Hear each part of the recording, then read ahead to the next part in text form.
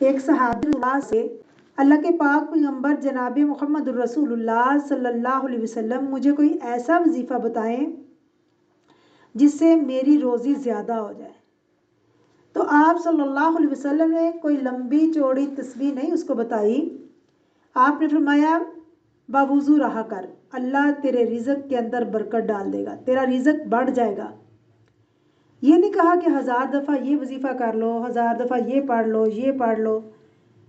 اور 100 دفعہ یہ پڑھ لو۔ میرے نبی صلی اللہ علیہ وسلم کا وظیفہ دیکھیے، میرے نبی صلی اللہ علیہ وسلم نے فرمایا کہ جو یہ چاہے کہ میری عمر لمبی ہو جائے اور اس کا رزق زیادہ ہو تو وہ اپنے ماں باپ کی خدمت کرے، اپنے ماں باپ کو خوش کرے، اپنے رشتہ داروں پہ صلہ رحمی کرے، اپنے رشتہ داروں پہ خرچ کرے، اللہ تعالیٰ اس کا رزق زیادہ کرے گا، اللہ تعالیٰ اس کے رزق میں اضافہ کرے گا۔